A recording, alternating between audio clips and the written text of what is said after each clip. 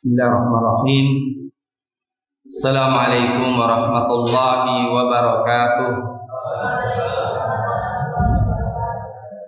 Alhamdulillah.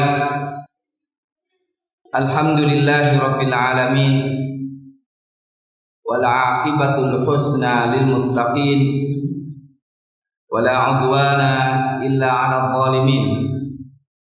Asyhadu an la ilaha illallah wahdahu la syarika lah, ilahul awwalin wal akhirin wa waliyus salihin al muttaqin. Wa asyhadu anna Muhammadan abduhu wa rasuluh, qaidul mujahidin, qudwatu ghurral muhajjalin. Allahumma salli wa sallim wa barik wa an'im ala sayyidina Nabiyina Muhammadin wa ala alihi wa sahbihi wa man sara ala nahjihi wa ihtada bihadihi wa da'a bi da'watihi ila yaumiddin, amma ba'd. Allahumma la ilma lana illa ma 'allamtana innaka antal alimul hakim, wa 'alimna ma yanfa'una wa anfa'na bima 'allamtana wa zidna ilman walhamdulillahi ala kulli hal.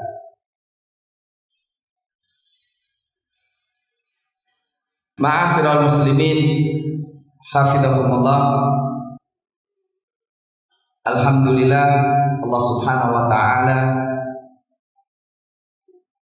masih dan senantiasa memberikan kenikmatan kepada kita semuanya, wabil khusus kenikmatan merengkuh Islam dan iman, nikmat cinta kepada Al-Qur'anul Karim,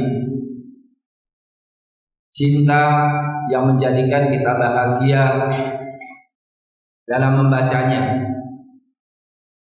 cinta yang menyebabkan hati kita tenang ketika mempelajarinya, bergembira ketika mendapatkan kabar gembira darinya, dan menjadikan kita takut kepada Allah dan waspada dari segala dosa ketika melewati ancamannya, mendapatkan pelajaran ketika kita menelusuri kisah-kisahnya, dan kita masih ingin menelaah kembali satu konklusi daripada tujuan pendidikan umat, yaitu mencetak ulul albab, yang dimulai dengan memahami kebenaran dinul Islam, memahami wahyu Quran, kemudian direfleksikan dalam sifat-sifat. Kita masih mengulang kembali dan memahami kembali, kemudian melanjutkan apa yang belum kita telaah, yaitu surat Ar-Ra'd ayat 19 sampai ayat 28. Allah Subhanahu wa taala memulai dengan firman-Nya, A'udzu billahi minasyaitonir rajim.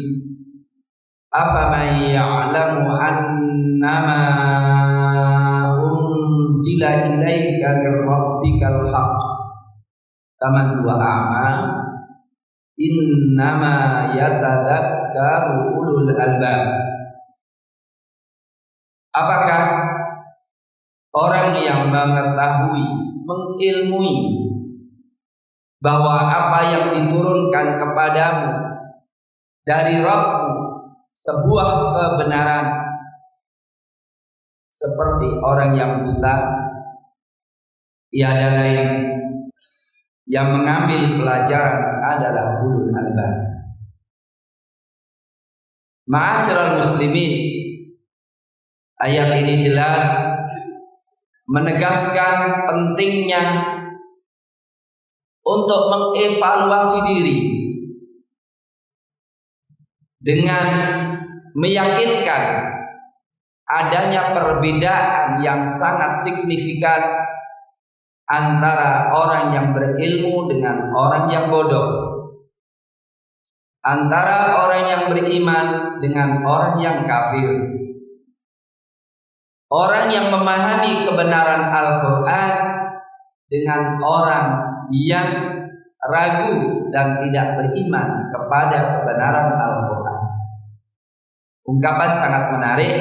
Apakah orang yang memahami, orang yang mengilmuinya bahwa apa yang diturunkan kepadamu wahai Rasulullah itu benar, seperti orang yang buta? Harus berbeda dong. Harus berbeda. Ini sebetulnya teguran keras. Teguran keras yang mengaku beriman dengan Al-Quran, tapi kelakuannya, tapi cara bicaranya kok tidak merefleksikan keimanannya terhadap Al-Quranul Karim. Pasti. Apa perbedaannya? Innama yatadzakkaru ulul albab. Tiada lain yang mengambil pelajaran ini adalah ulul albab. Artinya perlu kita definisikan ulul albab itu.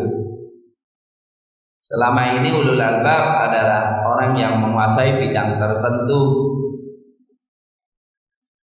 Padahal ulul albab ada perpaduan antara ilmu dan amal, perpaduan antara ilmu dan perasaan. Tiada lain yang bisa mengambil pelajaran adalah ulul albab. Siapa ulul albab itu? Saya ingatkan, satu, yang mengambil pelajaran adalah ulul albab, yang bisa membuktikan bedanya antara orang beriman dengan orang kafir adalah ulul albab. Membedakan antara ahlul Quran dengan ahlul ahwa itu adalah ulul albab. Siapa? Satu, alladzina yufuna bi'ahdillah. Mereka adalah orang-orang yang selalu memenuhi setia dengan janjinya kepada Allah. Mereka paham kalau dirinya terikat janji dengan Allah, maka mereka memenuhi janji itu dari tauhid, menegakkan syariat, perjuangan, menegakkan kebenaran, wala yanquduna al-mitsaq, dan mereka tidak akan merusak perjanjiannya dengan Allah. Saya tidak akan memperdalam lagi, sudah kita bicarakan pada waktu yang lalu. Satu, mereka adalah orang yang setia. Setia dengan janji, terikat dengan janji, selalu ingat janjinya kepada Allah Subhanahu wa ta'ala. Yang kedua, walladzina yasiluna ma amarallahu bihi ayyusal. Yang kedua adalah orang-orang yang, terima kasih sekali ada di sini. Luar biasa, Ustaz dikasih langsung 2 kotak gitu ya. Saya nggak bisa bayangin di mana Ustaz makan 2 kotak gitu. Ya, terima kasih.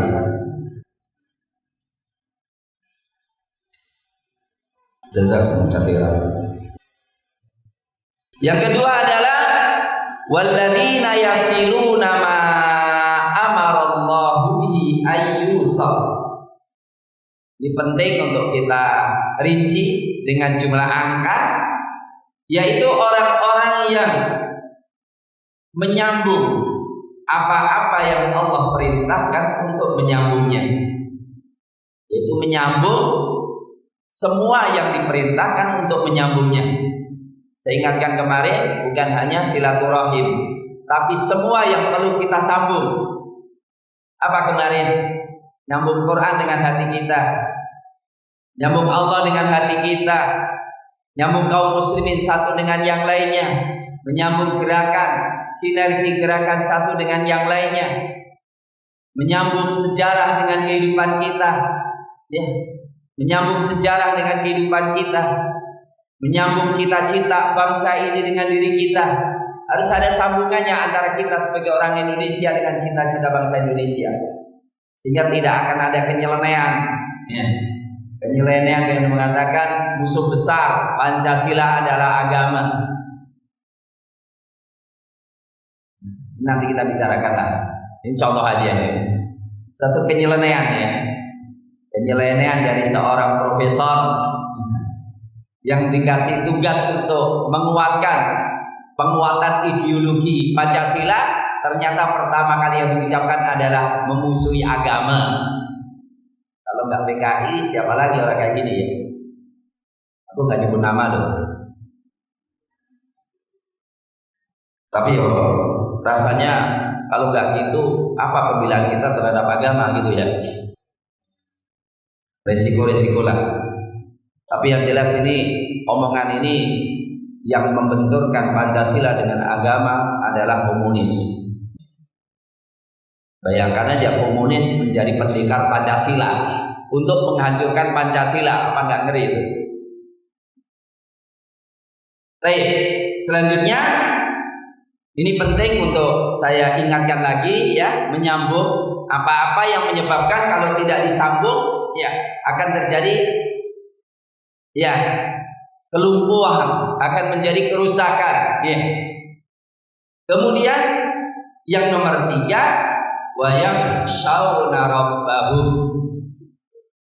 Ciri ahlul Quran, ciri ulul albab adalah khasyatullah, takut kepada Allah, takut kepada Rabb.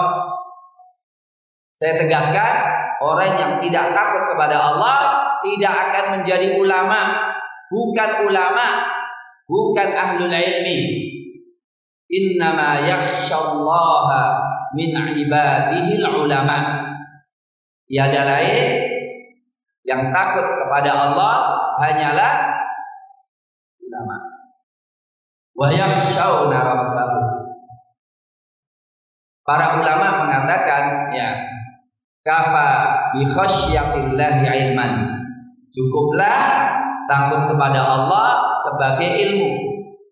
Karena dengan takut kepada Allah lahirlah amalan-amalan soleh, takut kepada Allah lahirlah ya takwa, meninggalkan semua yang dimurkai Allah Subhanahu wa taala. Yang keempat adalah wa yakhafuna su'al hisab. Mereka takut kepada su'ul hisab, yaitu hisab yang buruk. Jadi takut adanya kegagalan di dalam evaluasi di akhirat kelak.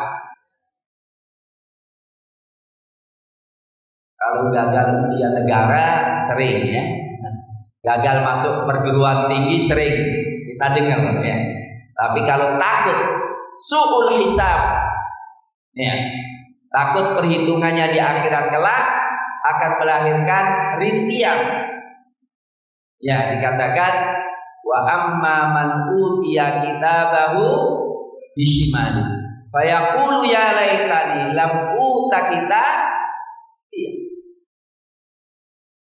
Dan tatkala dan siapa yang diberikan catatan amalannya dengan tangan kirinya, dia mengatakan ya laitani, alangkah inginnya aku tidak dikasih catatan amalan ini.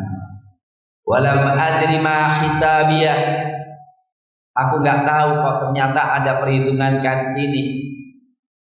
Ya laitaha kanatil qadhiyah, alangkah inginnya kalau aku divonis mati. Ma'afna anni maliyah, hartaku tidak ada gunanya untukku. Halaka anni sultaniyah, kekuasaanku pun tidak sisa sama sekali, hancur semuanya. Ini wa yakhafuna su'al hisab. Ma'asyiral muslimin hafizakumullah. Kita tanya nih secara jujur, hati kita itu takut ada perhitungan buruk atau aman?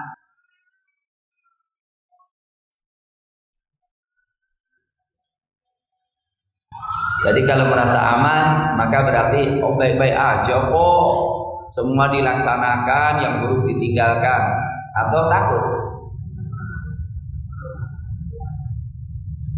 Coba semuanya bertanya pada diri masing-masing. Biasanya, mohon maaf, di sekolah perguruan tinggi itu ada akreditasi, ya. Itu kalau dalam perhitungannya, ini dapat C aja berat. Itu kira-kira kemudian apa yang dilakukan?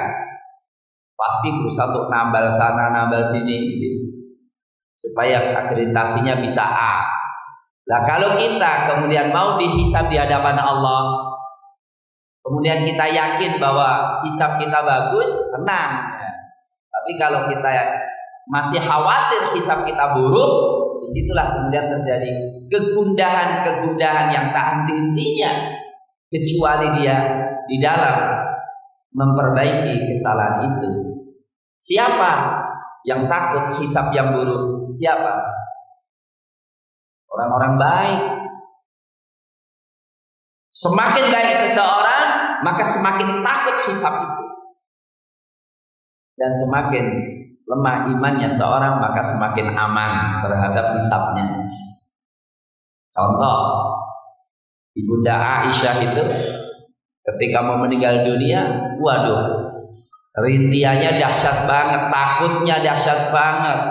Ibnu Abbas radhiyallahu taala an masuk. Ini ada Ibnu Abbas. Ada apa Ibnu Abbas? Enggak mau menghibur ibunda. Ya udah silakan masuk. Ibnu Abbas bilang, ibunda tenang aja. Kau adalah kekasih Rasulullah. Rasulullah meninggal di pangkuanmu dan wahyu turun sementara Rasul satu selimut denganmu. Apa kata ibunda Aisyah? Cukup, jangan diucapkan. Alangkah inginnya kalau saya menjadi rumput yang dicabut dan habis. Itu ibunda Aisyah radhiyallahu taala anha. Adapun Al-Imam Syafi'i rahimahullah, yang kalau Ramadan itu khotamnya 60 kali. Sehari itu baca 2 kali khotam. Ketika mau meninggal dunia, beliau mengatakan, bagaimana kabar wa imam? Asbahtu ilallahi rahila. Aku berbagi akan menghadap Allah. Aku tidak tahu nyawaku itu mau kemana, ke neraka sehingga aku harus hibur dia, atau ke surga sehingga aku kasih kabar gembira dia. Itulah Al-Imam Syafi'i rahimahullah. Takut hisab yang berat. Zainal Abidin Ali Zainal Abidin yang ketika meninggal dunia, coba kita lihat, ketika meninggal dunia, beliau didapatkan di dalam pundaknya ini membekas hitam. Dan setelah itu terdengar bahwa sekian ratus janda-janda kota Madinah kehilangan suplainya yang biasa dapat suplai. Ternyata yang mensuplai beliau tanpa sepengetahuan siapapun adalah Ali Zainal Abidin. Beliau yang ketika pernah dicaci maki oleh seseorang, beliau mengatakan, ya akhi, sebetulnya yang kau ucapkan tentang keburukanmu itu gak seberapa, masih banyak ya. Aku kasih tahu ya. Kemudian setelah itu tolong beliau melepaskan bajunya, kemudian jasnya memakaikan kepada orang itu, kemudian memberikan hadiah cuma 1.000 dinar. 1.000 dinar itu ya cuma 4.000 gram aja emas. Itu ketika beliau menangis di Ka'bah, di selambu Ka'bah, kemudian dihibur oleh Farazdak. Kenapa kau nangis demikian? Engkau cucu Rasulullah, engkau adalah dirahmati oleh Allah, katanya. Kalau engkau katakan aku cucu Rasulullah, Allah mengatakan wa yauma yunfakhu fis suri fala ansaba bainahum yauma idzi wala yatasaalun. Ketika ditiup sangkakala itu sudah enggak ada nasab lagi. Apa yang engkau katakan rahmat Allah, ingat, inna rahmatallahi qaribun minal muhsinin. Rahmat Allah itu dekat dengan orang ihsan. Saya belum berbuat ihsan. Subhanallah. Itulah para sahabat dulu. Wa yakhafuna su'al hisab. Itu sifat yang kelima, walladzina sabaru bigha'a wajhi rabbihim. Walladzina sabaru, yaitu orang-orang yang sabar, ibtigha'a wajhi rabbihim, dalam mencari keridhaan wajah, keridhaan Rabb mereka, mencari wajah Rabb mereka. Ini yang kelima. Jadi mereka adalah orang-orang yang sabar dalam mencari ridha Allah. Kenapa sabar? Karena tahu ridha Allah itu mahal. Sungguh tidak mungkin sifat-sifat yang berlalu itu bisa kita miliki kecuali kita tahu surga Allah itu mahal, ridha Allah itu mahal. Maka mudah kita mengorbankan semuanya. Mau dicaci maki orang, tidak ada masalah. Di balik itu yang penting ada ridha Allah. Di paido, dia sudah ikhlas di paido, tidak terpengaruh sama sekali. Ridha Allah itu mahal. Mohon maaf, ketika orang mau mati, ada satu-satunya obat yang sangat mahal dan dia memang sangat menginginkan untuk tetap hidup dan takut mati, maka orang itu akan siap membayar sebesar apapun. Ini lihat nih, ada seorang khalifah ditanya, harga kekhilafahanmu itu seberapa? Ingat, ditanya, kalau engkau mau mati kecuali harus minum, kemudian saya punya air, berapa engkau mau membeli minuman ini? Jawabannya separuh kekuasaanku. Artinya kalau engkau nggak minum, engkau mati, berapa siap memberikan? Separuh kekuasaanku. Kemudian ditanya kedua, kalau ini di dalam perutmu dan menyiksamu dan engkau bisa mati kecuali harus keluar, berapa engkau siap membayar untuk mengeluarkan sesuatu yang menyebabkan kematian? Separuh kekuasaanmu. Nah, itu kalau orang tahu. Orang sabar untuk mencari ridha Allah karena tahu ala inna sil'atallahil ghaliyah. Ini surga, baru surga ini. Ala inna sil'atallahil ghaliyah. Ingat surga Allah itu mahal. Ingat surga Allah itu mahal. Ala inna sil'atallahil jannah. Ingat surga Allah itu adalah ingat dagangan Allah. Silah itu dagangan. Ingat dagangan Allah itu mahal. Ingat dagangan Allah itu surga. Padahal ridha Allah di atas itu. Karena apa? Orang yang masuk surga, nanti Allah mengatakan, Allah punya janji kepada kalian belum tertunaikan ini. Apa itu? Ada janji. Kemudian Allah mengatakan, menyingkap wajahnya, dan semua melihat wajah Allah Subhanahu wa ta'ala, dan mereka lupa semua nikmat yang pernah diterima.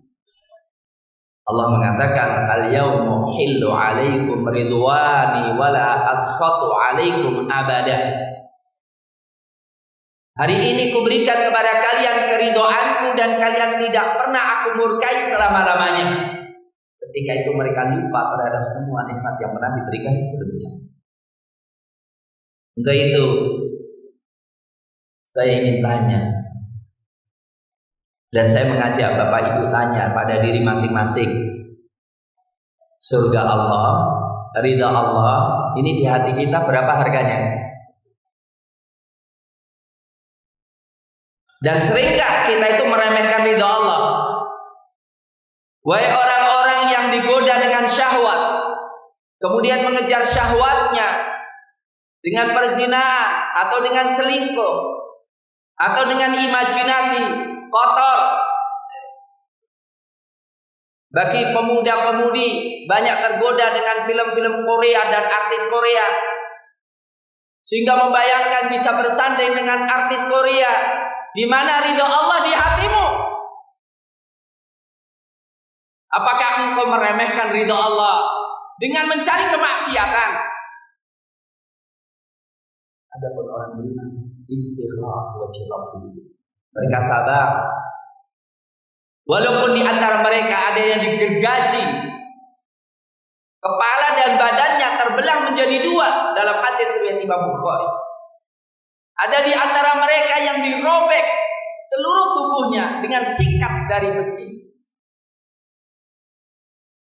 Dan di antara mereka ada yang dibakar hidup-hidup dalam mencari ridha Allah. Walladzina sabaru ibtigha'a wajhi rabbih. Kita mencari ridha Allah ketika digoda dengan syahwat. Dan godaan syahwat ini subhanallah setiap masa selalu. Kalau pada zaman Bani Israel dalam mereka mencari ridha Allah, jangan mencari ikannya di hari Sabtu. Sementara di hari Sabtu ikannya kemerumpul, tinggal diambil dengan tangan. Hari yang lainnya hilang semuanya. Kalau di zaman Rasul, banyak di antara mereka hiburannya itu apa? Berburu. Yang lucunya, pas waktu haji diuji oleh Allah dengan apa? Binatang buruan lewat di depannya, dipegang dengan tangannya pun bisa. Zaman sekarang apa ujiannya? Semua bapak ibu tahu semuanya. Dengan HP, semua kemaksiatan bisa dicapai. Ridha Allah dicari atau kepuasan diri yang dicari. Ayo. Maka yang kelima, walladzina sabaru ibtigha'a wajhi rabbihim, untuk tetap berjuang dalam ketaatan, menjauhi semua kemaksiatan dan tetap cinta kepada Allah walaupun dalam kondisi sakit seperti sakitnya Nabi Ayyub alaihissalam. Contoh-contoh itu terlalu banyak. Ibtigha'a wajhi rabbihim, terutama yang paling berat itu korban perasaan, memelihara keikhlasan sudah lama kemudian dipaidu. Apakah kita ngomong aku sudah ikhlas kok ya masih dipaidu toh? Atau kemudian tidak ada pengaruh engkau maidu atau enggak maidu, yang penting kau buktikan kalau dirinya sudah ikhlas karena Allah Subhanahu wa taala. Kemarin saya sampaikan bagaimana ujian Nabi, ujian yang ditujukan kepada Abu Bakar As-Siddiq radhiyallahu taala an. Ujiannya tahu kan ya, Abu Bakar As-Siddiq. Abu Bakar As-Siddiq itu memerdekakan budak banyak. Di antara budak yang beliau merdekakan adalah Bilal. Abu Bakar bilang, "Ku beli Bilal, berapapun harganya." Oh, ini dimahalin banget, mahal sekali. Setelah dibayar, merdeka, Umayyah yang pemilik Bilal ngomong, "Mau bayar mahal? Coba, dia tawar berapapun pasti ku berikan. Mengaku gak butuh lagi dengan Bilal." Itu kan dongkolnya luar biasa. Kok bilang, padahal mau dijual murah, lah kok saya tawar mahal, aku mau bayar. Abu Bakar tidak mau kalah. Ngomong dengan si pemiliknya, kalau dia minta 10 kali lipat, ku beli, gak akan ku tawar. Omonganmu gak berpengaruh di hatiku sama sekali, karena aku jual beli itu sama Allah. Dan kemudian bagaimana Abu Bakar As-Siddiq memelihara keikhlasannya ketika Bilal tidak mau adzan lagi karena sudah tidak bisa melanjutkan ketika menyebut nama Rasulullah, dan semua minta supaya Bilal adzan, tetap gak mau. Abu Bakar bilang, "Bilal, pokok adzan Bilal." Bilal ngomong, "Kalau engkau memerdekakan saya dulu karena adzan, gak apa-apa, aku adzan.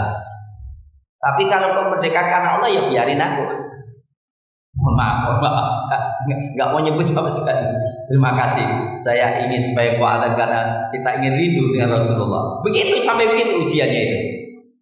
Walladzina sabaru ibtigha'a wajhi rabbihim. Sabar mudah diucapkan, tapi sulit dilaksanakan.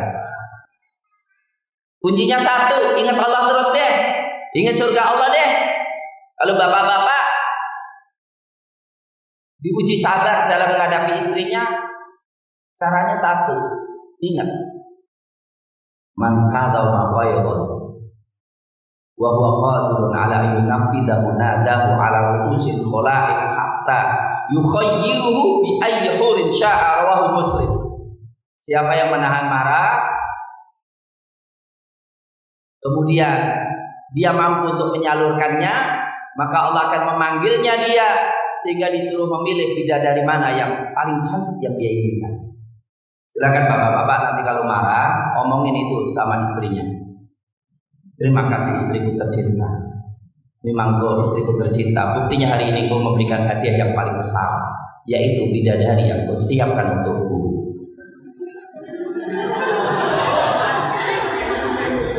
Istrinya marah lagi. Terima kasih, luar biasa. Begitu dermawannya. Dalam 1 menit kau berikan aku 2 kali bidadari. Selesai itu. Tapi kalau urusannya urusan ego nggak akan selesai. Suami istri nggak akan selesai. Oke. Walladzina sabaru ibtigha'a wajhi rabbihim wa aqamus shalah. Ingat, menegakkan salat. Sungguh hidup kita capek kalau kita menikmati salat. Saya ingat kebenaran Al-Quran diantaranya adalah kebenaran hubungan kita dengan Allah. Dan itu indikatornya apa? Mesra dengan sholat. Kita tahu istri itu nikmat, anak itu nikmat. Tetapi tidaklah seseorang mencapai derajat iman kecuali penyejuk matanya adalah sholat. Wa ju'ilat qurratu 'aini lis-shalah. Dijadikan penyejuk mataku adalah sholat. Bagaimana tidak? Sholat mi'raj kepada Allah. Sholat adalah charger kita kepada Allah. Sholat adalah penenang hati. Dan wa aqamus sholat, menegakkan sholat waktunya, adabnya, hatinya. Wa aqamus sholat. Ma'asyiral muslimin hafizakumullah. Wa anfaqu mimma razaqnahum sirran wa alaniyah. Yang ke-7, wa anfaqu, dan mereka menginfakkan mimma razaqnahum, apa yang kami rizkikan kepada mereka, sirran wa alaniyah, baik sembunyi maupun terang-terangan. Infak terus. Wah, asal tidak kaum muslimin yang dimuliakan oleh Allah, doa yang luar biasa yang dilantunkan oleh Abu Bakar As-Siddiq. Allahumma ja'alid dunya fi aidina wa la taj'alid dunya fi qulubina. Ya Allah, jadikanlah dunia itu di tanganku, jangan di hatiku. Allahumma la taj'alid dunya akbar hammina wa la mablagha ilmina. Ya Allah, janganlah Engkau jadikan dunia cita-cita kami yang tertinggi dan klimak ilmu kami. Ini penting. Itu melahirkan orang infak. Infak itu apa? Meyakini yang di sisi Allah lebih hebat daripada yang di tangan kita. Ma'asyiral muslimin, kisah yang sangat masyhur ketika Aisyah radhiyallahu taala anha ditanya, sisa apa binatang sembelihannya? Habis semuanya, tinggal kikilnya. Ya berarti semuanya masih, ya, yang habis kikilnya. Loh, karena semua yang diinfakkan akan kekal di sisi Allah Subhanahu wa taala. Jadi kalau sisa itu lebih sukai atau hilang? Bapak-bapak, duit yang hilang itu lebih kita sukai atau duit yang masih sisa? Hah? Kok bunyi kafe loh? Lebih suka mana? Ini pertanyaan jebakan. Lebih suka yang hilang atau lebih suka yang masih sisa di tangan kita, di kantong kita? Ya di kantong ya. Kalau lebih suka yang sisa, maka berarti nikmat gak kalau melakukan sesuatu yang menyebabkan sisa? Ya ternyata kalau kita infakkan itu yang sisa itu, yang kekal itu. Sementara yang di kantong pasti habis. Jadi lebih suka yang dilepaskan atau lebih suka yang masih di kantong? Nah baru bingung. Artinya orang beriman itu ketika infak banyak bahagia. keberhasilan ngaji kita kalau infak di jalan Allah itu lebih bahagia daripada yang masih di deposito. Itu yang itu Ustaz, tapi kan itulah gitu ya. Ini istilah tanya, bagaimana kita selalu ingin ya menjadi apa yang dikatakan itu, menginfakkan. Mohon maaf, infak tidak harus dengan duit. Infak perasaan, infak pikiran, infak tenaga. Jangan awal. Orang beriman itu memiliki sifat bonus, melakukan kebaikan, kontribusi ke masyarakat. Banyak ma'asyiral muslimin hafizakumullah. Asalkan orang itu tidak awal, Allah bukakan, jadikan dia kunci kebaikan bagi orang banyak. Banyak orang nggak punya apa-apa, tapi bisa mengumpulkan orang. Yang kemarin saya sangat bangga dan akan selalu ingin saya menjadikan teladan bagi semuanya. Bapak Abdul Wahid ngomong, Ustaz, kami dengan suami istri sudah bertekad menginfakkan seluruh harta kami yang dimiliki waktu itu untuk yayasan tahfidz. Ya, ternyata yang kita infakkan dikit, yang kita wakafkan dikit. Tapi hasil daripada itu ternyata alhamdulillah sudah mampu membebaskan tanah 2000 hektar. Semuanya akan disiapkan untuk pesantren. Masya Allah, luar biasa. Saya sudah nggak miliki apa-apa. Rumah, baju yang saya pakai, mobil yang itu bukan milik saya lagi. Subhanallah, 2000 hektar. Dia kok kecil kok 2000 hektar. Berapa meter itu mobil ini? Ya alhamdulillah. Dia ngomong, Ustaz, saya mau beli tanah di Sulawesi. Harga pertama yang ditawarkan 100.000. Turun menjadi 70. Turun menjadi 40. Ketika mau saya bayar, ternyata tanah di situ semeternya sudah 700.000. Tentunya ada berapa? Di samping Ciputra. Nah, ini Masya Allah ada orang yang begitu ya. Wa mimma razaqnahum yunfiqun sirran wa alaniyah. Kemudian ma'asyiral muslimin hafizakumullah wa yadra'una. Nah, ini yang paling berat ini. Wa yadra'una bil hasanati sayyi'ah. Dan mereka orang-orang yang membalas. Daro'a itu membalas atau menolak atau mencegah keburukan dengan kebaikan. Orang beriman itu yang penting apa? Menang kebenaran. Kalau perlu dikorbankan semuanya. Walaupun awalnya itu keburukan, tapi dia sikapi dengan kebaikan. Akhirnya apa? Ka'annahu waliyyun hamid. Idfa' billati ahsan. Idfa' billati ahsan. Cegahlah keburukan dengan suatu yang paling baik. Fa idzal ladzi bainaka wa bainahu adawah. Sehingga antara Anda dengan mereka satu permusuhan, ka'annahu waliyyun hamid, tiba-tiba menjadi waliyyun hamid, teman yang sangat mesra. Ini yang ke-7. Kemudian Allah mengatakan ulaika berarti sebelumnya ya, yang memiliki sifat pertama sampai ke-7 ini, lahum bagi mereka uqbah itu ending yang baik, ada negeri atau kampung halaman atau rumah. Mereka lah yang memiliki rumah yang luar biasa baiknya. Mereka yang memiliki ending masa depan yang baik.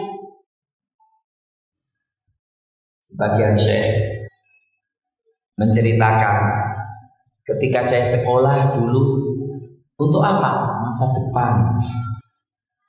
Kemudian setelah itu bekerja, untuk apa? Masa depan. Setelah itu dapat jabatan, untuk apa? Masa depan. Sekarang usia saya sudah 70 tahun, nulis apa? Untuk masa depan. Jadi masa depan itu apa? Santri, mohon maaf bapak-bapak yang punya santri di sini. Kenapa nyekolahkan air maafdas? Untuk masa depan. Masa depan itu apa?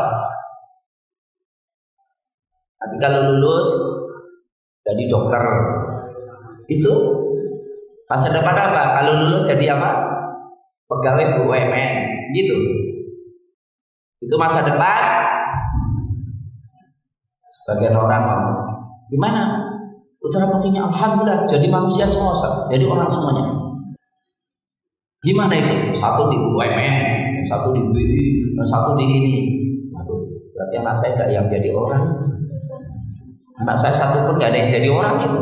Kalau jadi orang harus begitu. Masa depan itu apa? Masa depan itu adalah akhirat. Itulah dalam ayat yang lain nanti akan kita bahas dalam surat Shad ya. Wadhkur ibadana Ibrahima wa Ishaqa wa Yaquba ulil aidi wal absar. Perhatikan orang yang kuat itu zaman sekarang diperlukan kuat ya. Zaman sekarang diperlukan kuat benar ya. Untuk tidak takut-takuti macam-macam.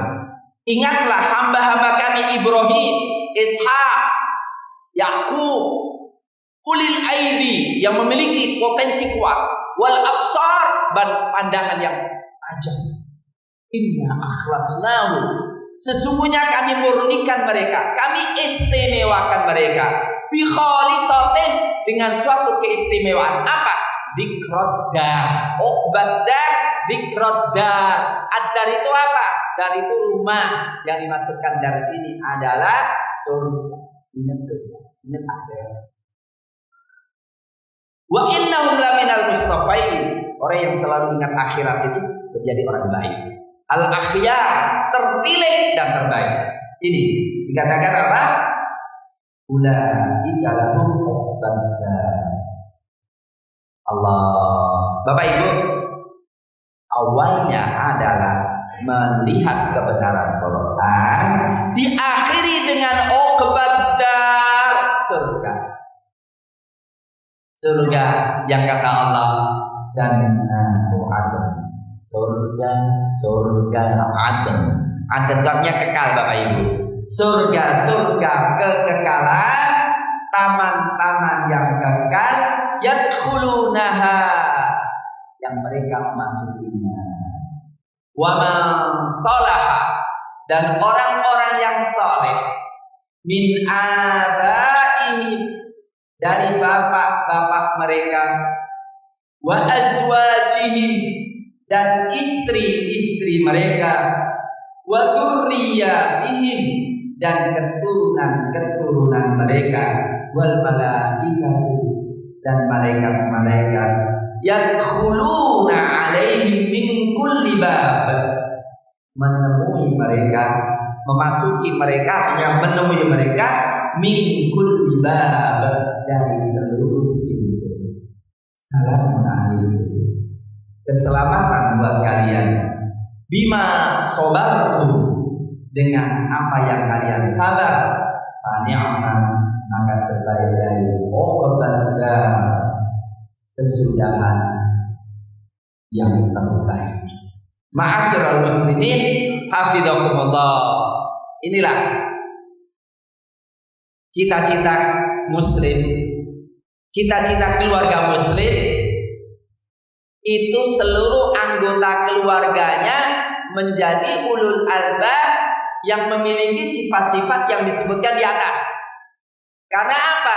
Dari situlah yang menyatukan kita, yang menjadikan kita saling reuni, yaitu Jannatu Adn, surga yang kekal, yang gak pernah bergeser sama sekali. Insya Allah surga yang aman. Yang dimasuki oleh siapa? Ini ingat ya. Waman sholaha menunjukkan apa? Ini adalah misi keluarga muslim. Misi keluarga muslim itu semuanya harus soleh, semuanya harus masuk surga.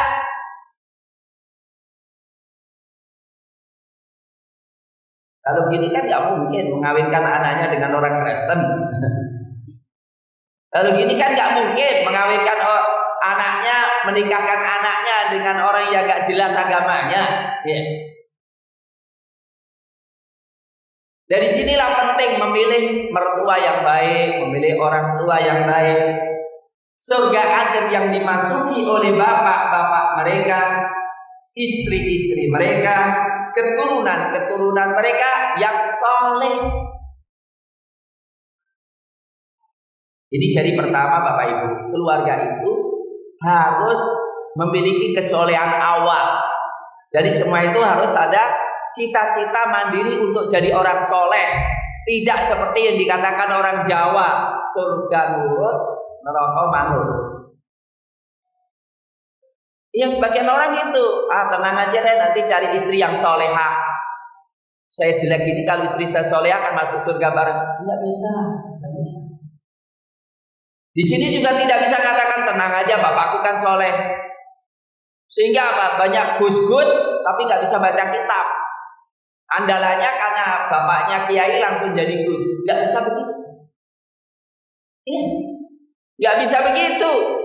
Jadi kesolehan itu harus dibangun bersama-sama. Semua memiliki potensi soleh. Kemudian setelah itu bertemu, maka kemudian saling menguatkan kesolehan itu. Inilah makna jannatu adn yadkhulunaha wa man sholaha, dan orang yang saleh. Saleh itu apa? Saya ingatkan lagi Pak ya. Saleh itu bukan hafidz Quran saja. Karena itu bagian daripada instrumen. Hafidz Quran bukan indikasi orang saleh, tapi instrumen untuk jadi orang saleh. Bukan pinter dalil, bukan. Pinter dalil itu instrumen untuk jadi orang soleh.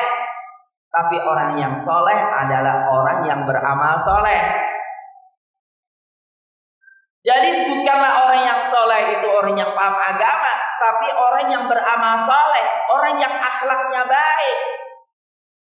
Dan kesolehan ini cita-cita para nabi, para rasul.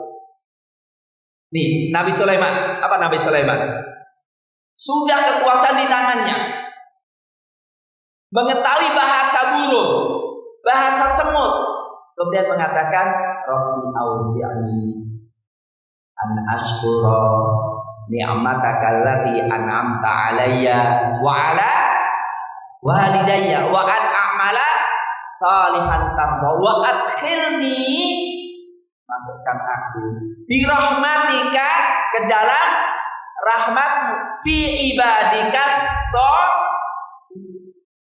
Perhatikan Bapak ya. Bapak-bapak ingin jadi apa? Anaknya ingin jadi raja, tidak cukup kecuali kekuasaan itu menjadikan dia semakin soleh, beramal baik untuk sesama umat, bukan bikin gaduh. Ini Nabi Sulaiman, cita-cita yang paling tinggi kan jadi penguasa. Udah nabi, penguasa lagi. Doanya wa adkhilni bi rahmatika fi ibadikas. Itulah termasuk tawaffani musliman wa alhiqni bis. Nabi Yusuf ya, yang ganteng ya, sudah ganteng jadi penguasa ya. Kemudian doanya tawaffani musliman wa alhiqni. Maka yang penting jadi orang soleh deh. Wa adkhilna, masukkan aku ke dalam hamba-hambamu yang soleh. Untuk itu ma'asyiral muslimin hafizakumullah, bagi saya santri yang penting soleh aja deh. Kalau soleh pasti pinter, kalau soleh pasti kreatif. Kalau kreatif belum tentu soleh. Yang penting akhlaknya baik, menjadi qurratu a'yun, itu yang paling penting. Wa man sholaha min abaihim wa azwajihim wa dzurriyyatihim, masyaallah, masuk surga bersama-sama. Itu keuntungan. Kalau kita nggak soleh, kita kehilangan anak dan istri.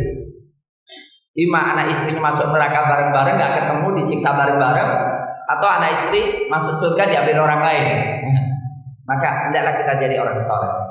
Orang yang memiliki sifat itu akan reuni di surga. Malaikat pun tunduk dan patuh, antri untuk minta izin masuk. Dalam rangka apa? Dalam rangka Assalamualaikum bima sabartum. Perlu sabar. Perlu sabar. Sabar, dan sabar itu harus ada keyakinan. Dari keyakinan itu kita bisa sabar. Keyakinan Islam akan menang, maka dia akan tetap berjuang. keyakinan surga itu mahal segala-galanya, maka dia tahan uji untuk dicaci maki, ya. Maka dia yakin bahwa neraka itu berat, maka kemudian dia tidak menyeleweng walaupun dengan ancaman apapun. Inilah ending daripada ulul albab, dimulai dari keyakinan tentang kebenaran Al-Quran, diakhiri masuk surga bersama-sama. Ma'asyiral muslimin, baru kedua adalah sifat yang berkebalikan dengan ulul albab, yaitu walladzina yanquduna ahdallah, yaitu orang-orang yang merusak janjinya kepada Allah min ba'di mitsaqi, setelah dikuatkan perjanjian itu, wa yaqta'una ma amara Allah bihi an yusal, dan mereka merusak apa yang Allah perintahkan untuk disambung. Kedua, yang ketiga, wa yufsiduna fil ardh, membikin kerusakan di muka bumi. Ada 3 sifat yang berlawanan dengan ulul albab. 1, merusak janji kepada Allah. Yang kedua, memutus semua yang Allah perintahkan untuk disambung. Yang ketiga, membuat kerusakan di muka bumi dengan segala kemaksiatan. Apa kata Allah? Ulaika lahumul la'nah, mereka orang-orang yang mendapatkan laknat, walahu, dan bagi mereka su'ud dar, yaitu kampung yang buruk, kesudahan yang buruk. Ma'asyiral muslimin, hafizakumullah. Orang-orang yang merusak janjinya kepada Allah, orang-orang yang memutus apa yang harus disambung, seperti membenturkan antara orang nasionalis dengan orang agamis. Walaupun saya meyakini tidak mungkin orang menjadi nasionalis beneran kecuali harus agamis. Dan orang agamis pasti nasionalis dalam arti cinta kepada negara, cinta kepada tanah air. Ini ada orang-orang yang selalu bikin keributan terus. Terus ape-ape, nggak ada pernah ada masalah kok ditanya terus ya, dicurigai terus. Saya itu sering gitu, kadang-kadang 1 bulan itu didatangi 5 rombongan dari Mabes TNI maupun Mabes Polri. Semuanya gimana keamanan, peran ulama terhadap keamanan di Kota Solo. Dari jawab, kita selama ini itu tidak pernah merasa bikin masalah dan tidak pernah ada masalah, dan keamanan nomor 1. Lah kalau ditanya itu maksudnya apa? Maksud setiap mau tanggal 25 Desember kok penjagaan ketat itu seakan-akan kita mau ngebom ini. Itu kita nggak pernah mikir sama sekali. Nah, dapat curiga banget dengan kaum muslimin. Nah, saya katakan contoh-contoh yang demikian itu yang selalu membenturkan. Mengatakan apa? Pokoknya politik nggak baik kecuali agama dijauhkan. Revolusi mental nggak mungkin kecuali dijauhkan dari agama. Agama adalah musuh terbesar Pancasila. Nah, ini adalah orang-orang yang memutus persaudaraan, orang yang merusak perjanjian dengan Allah, orang-orang yang membuat kerusakan di muka bumi ini. Bagi mereka laknat. Apa itu laknat? Jauh dari rahmat Allah.